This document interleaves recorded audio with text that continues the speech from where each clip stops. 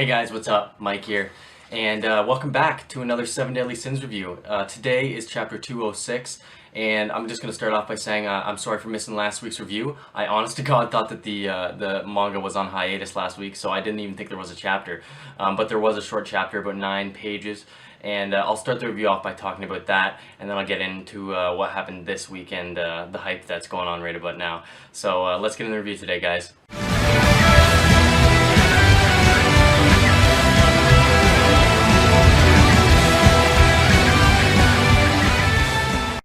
So last week's chapter was very short, 9 pages, as we all know, and I just said earlier on. But it was still a good chapter. It didn't get much progression, but we just got a little bit of characterization for what's to come after the calm of the Endura Beast getting, taken out of their body and Elizabeth being able to revert that form. We see that Rusidel is still not happy. He takes the immediate chance to try to kill them, and everyone there is like, no, that's not okay, and especially obviously King and Diane, who step up and stop him from hurting them. And then the king goes on to say, Ten Commandments are savage and they do maybe deserve a little bit of punishment, but they don't deserve, Elizabeth's actions don't deserve to be trampled on. So going back and killing the 10 Commandments would go against completely what everything Elizabeth just did, and that's the same reason why Sariel and Tarmia wanted to help her out, because they simply were just comrades of Elizabeth. Obviously the same does not go for Rudisell, but he has his own agenda that he wants to work for. So that week's chapter was pretty simple, but again, like, it just got set up for this week's chapter, a maelstrom of emotions, I think it's called. Obviously we're going to have a little bit of emotions from Rudisell and other characters along the way. So let's get into this chapter now. So chapter 210 starts off with Rudisell in his little bit of a pouty mode from last chapter, but he goes and tries to contact Narrabast on the other side, saying that she needs to get reinforcements right away. So I guess in my theory video I was kind of wrong on that sense. I'm not really sure how she could possibly get the reinforcements, but I feel like maybe if they have enough magic power, like I said in the video, but I'm not really sure. It seems like they're able to just bring the goddess reinforcements right through whenever they want to, the same way the demons are probably going to be able to bring demons from the demon realm. I feel like there's got to be some criteria for that, though. I feel like they just can't do that, or else they would have done it already. Unless it's some sort of strategy thing, but I guess we'll find out. So we find out that Narrabasta is still under Gowther's control when Rudisell tries to contact her, and then she kind of snaps right back into it. She snaps out of Gowther's control, which I thought was kind of interesting. I didn't really know if that had to do with maybe Rudisell is contacting her and snapping her out of it, or something else. I'm not really sure, but she kind of goes back to normal and realizes who's actually there. And she realizes that Gowther and Mercilia have been there, and they've been doing some bad shit, or from bad shit for the goddesses, to be honest with you, because Mercilia is doing some chanting. And we get to see this for the first time from her. We'd never really seen this before, but we have seen her use this kind of demon language. And apparently it completely changed the goddess gate into a demon one. And it changed all the angels along the outside into a demon, kind of ghouly, ghastly looking things. And it was very, very interesting how they did that, and how they completely were able to change the portal to a demon underworld realm. And now we get the final name for it, finally, after so long. It's called the Underworld, which is so interesting. I can't wait to find out more about this demon realm and what kind of demons are living there, and who is there, and maybe the Demon King is there for some reason because he's dead or whatever. I'm just excited to find out more about it. After the demon gate has been corrupted, we move on to the next part of the chapter with Rue and Gurheed. I think that's what her name is. I'm really bad at pronouncing names in this series, so forgive me if I get anyone's wrong, but I'm trying my best. Anyways, this conversation was very, very interesting, and actually reminded me a lot of Bon and Elaine, just the way that she was kind of acting like she almost had even a little bit of a crush on Rue, and how he was talking like he's a pretty good guy, and it seems like he's there for noble deeds, but that made the betrayal all the worse. I mean, seeing when he slit that guy's throat out of nowhere and then started mercilessly slaughtering fairies blew my mind. It was a huge twist, and I absolutely love it. It kind of gives the humans a part to play in this war, and it really does add a lot to it. It's actually really, really interesting to see the humans siding with the demons in this war.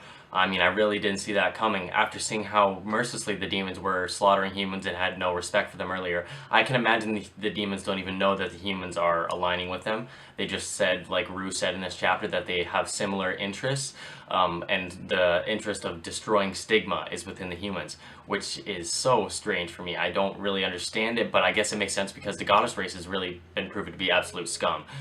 They're just bad people, and all they want to do is kind of rule with an iron fist and have it the way that they want to live, and probably the humans have been fucked by that in the past, and they want to get a little bit of revenge.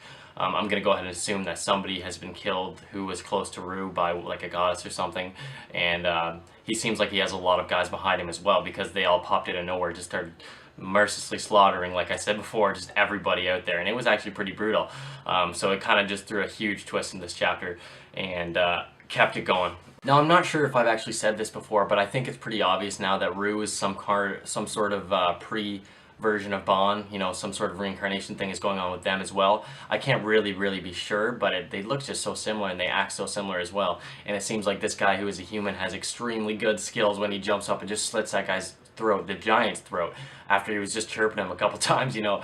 So it seems like this guy's very similar to Bon, and I'm gonna have to go and say there's some sort of really big connection there, especially the way that he was talking with Gurheed and about the Fairy King and whatnot, because he did end up to be the Fairy King currently for a little time being. Now, I am going to backtrack a little bit because I kind of missed the point where the announcement is what kind of triggered Rue's betrayal, if you want to say that. As soon as he heard the announcement, he kind of went off and started killing and heading towards the gate to block people from entering because he wanted the underworld gate to open. And that's another part of his plan that I don't really understand, why he wants the underworld gate to open when I know he wants to destroy Stigma, but having the underworld gate open just means that there's another deadly force in power. So I don't really understand his reasoning there, but I guess we'll find out later on. The announcement basically just goes to farther the fact of how ruthless the goddesses are.